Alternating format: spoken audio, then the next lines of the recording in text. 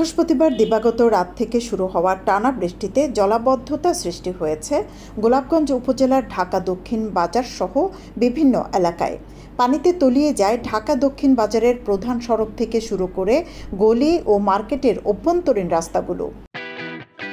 শৌখিনতায় নবাবী আভিজাত্যের পাঞ্জাবি নিয়ে নবাব আরং পাঞ্জাবি এখন বিয়ানীবাজারে। জামান প্লাজা, দ্বিতীয় তলা, বিয়ানীবাজার। এমনকি বাসাবাড়ি, বিভিন্ন মার্কেট ও দোকানপাটে পানি প্রবেশ করে। এতে ভোগান্তিতে পড়েছেন ব্যবসায়ী সহ বেশ কিছু এলাকার বাসিন্দারা। এদিকে টানা বৃষ্টিতে ঢাকা দক্ষিণ বাজারের প্রধান সড়ক সহ সবকটি রাস্তা পানিতে তলিয়ে যাওয়ায় যাতায়াতে দুর্ভোগে পড়েন সাধারণ পথচারী, ব্যবসায়ী ও স্কুল কলেজ পড়ুয়া শিক্ষার্থীরা। বিঘ্ন ঘটে যানবাহন চলাচলে।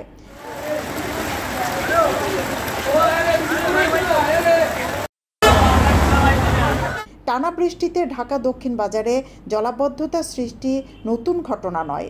স্থানীয় কাকেশ্বরী নদী দখল হয়ে যাওয়ায় পানি নিষ্কাশন না হওয়ার কারণে এমন দুর্ভোগ পোহাতে হচ্ছে বলে মত স্থানীয়দের। সৈয়দা আখি হক, এবিটিভি।